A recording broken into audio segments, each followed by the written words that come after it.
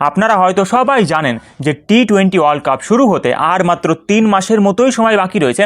আর এই ওয়ার্ল্ড কাপটা কিন্তু ভারতেই খেলা হবে, অর্থাৎ ভারতের সামনে কিন্তু একটা বড়সড় সুযোগ রয়েছে পরপর দুবার টি-20 ওয়ার্ল্ড কাপ জেতার জন্য। আর এটা নিয়েই কিন্তু এবার গৌতম গম্ভীর বড়সড় আকারের একটা প্রস্তুতি শুরু করে দিয়েছেন। বিশেষ করে টি-20 ওয়ার্ল্ড কাপটা শুরু হওয়ার আগে ভারতীয় দলকে বিশেষ করে প্রস্তুত করা, যাতে করে বোলিং এবং ব্যাটিং দুটো দিক থেকেই যেন ভারতীয় দল টি-20তে বেস্ট পারফরমেন্স করতে পারে। এখানে আমি বলে রাখি যে গৌতম গম্ভীর কিন্তু মোট মিলিয়ে 4টা রণনীতি তৈরি করেছেন এবং তার ভিত্তিতেই কিন্তু টিম ইন্ডিয়া প্রিপারেশন চালিয়ে যাচ্ছে।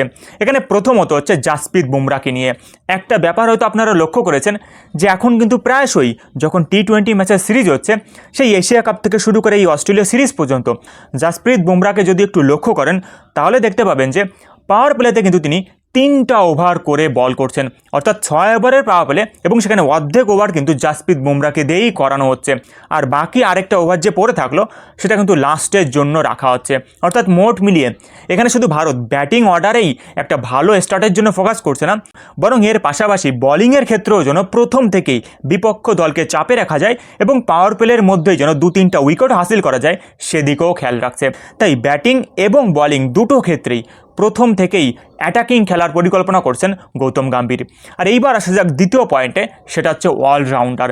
এখানে একটা ব্যাপার হয়তো আপনারা দেখেছেন যে গৌতম গম্ভীর যখন থেকে ভারতের কোচ হয়েছেন তারপর থেকেই কিন্তু ভারতীয় দলে যারা অলরাউন্ডার তাদের সংখ্যা কিন্তু বাড়িয়ে দেওয়া হচ্ছে।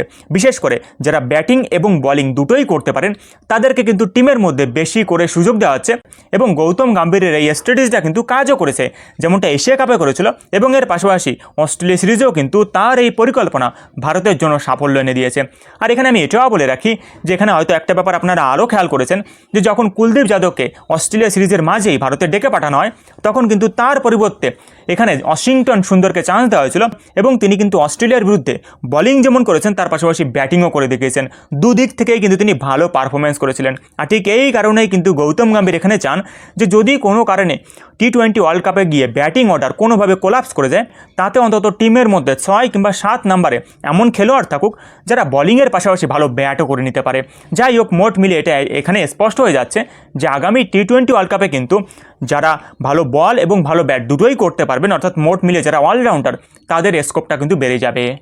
আর এইবার আসা যাক তৃতীয় পয়েন্টে, সেটা হচ্ছে ব্যাটিং অর্ডার।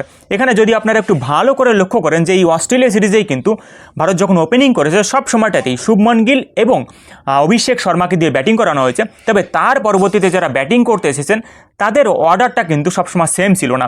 যেমন ধরুন কখনো সূর্যকুমার যাদবকে 3 নম্বরে পাঠানো হয়েছে, আবার কখনো কখনো তাকে 5 থেকে 6 নম্বরেও খেলতে নামানো হয়েছে। আবার অন্যদিকে সঞ্জু স্যামসংয়ের স্থানটাও কিন্তু পরিবর্তন করা হয়েছে। বিশেষ করে এখানে শিবম দুবেকে দিয়ে কিন্তু বিভিন্ন পর্যায়ে টেস্টিং করা হয়েছে যে তিনি কত নম্বরে ভালো খেলতে পারবেন। তাই মোট মিলিয়ে এখানে গৌতম গম্ভীর কিন্তু টি-20 ওয়ার্ল্ড কাপটা শুরু হওয়ার আগে ভারতের সঙ্গে বিভিন্ন দেশের যে টি-20 সিরিজ রয়েছে সেখানে কিন্তু ব্যাটিং অর্ডার নিয়ে একটা এক্সপেরিমেন্ট করছেন এবং সেখানে যে ব্যাটসম্যান যত নম্বরে ভালো খেলতে পারবেন তাকে সম্ভবত সেই নাম্বারটাই দেওয়া হবে এবং তিনি কিন্তু সেই পর্যায়ে এসে টি-20তে ব্যাটিং করবেন। আর এইবার আসা যাক চতুর্থ এবং শেষ পয়েন্টে। এখানে টি-20 ওয়ার্ল্ড কাপ শুরু হতে এখনও 3 মাস বাকি থাকলেও এখনও কিন্তু অনেক জায়গা রয়েছে সেখানে কোন প্লেয়ার খেলবেন সেটা কিন্তু এখনও ঠিক করা হয়নি। আর এখানে গৌতম গম্ভীর ইতিমধ্যেই যেটা বলে রেখেছেন যে ভারতের সঙ্গে আগামীতে সাউথ আফ্রিকা এবং নিউজিল্যান্ডের যে টি-20 সিরিজগুলো হবে, যেটা সাউথ আফ্রিকার সিরিজ কিন্তু আগামী ডিসেম্বরে হবে এবং এর পরবর্তীতে জানুয়ারি মাসে নিউজিল্যান্ডের বিরুদ্ধেও কিন্তু 5টা টি-20 ম্যাচের সিরিজ রয়েছে। তাই মোট মিলিয়ে আগামীতে 10টা টি-20 ম্যাচ ভারতীয় দল খেলতে চলেছে। আর এই ম্যাচগুলোতে ভারতের কোন ব্যাটসম্যান এবং কোন বোলার ভালো পারফরমেন্স করছেন সেটা কিন্তু বিচার বিবেচনা করা হবে এবং তারপরেই কিন্তু টিম সিলেকশন করা হবে।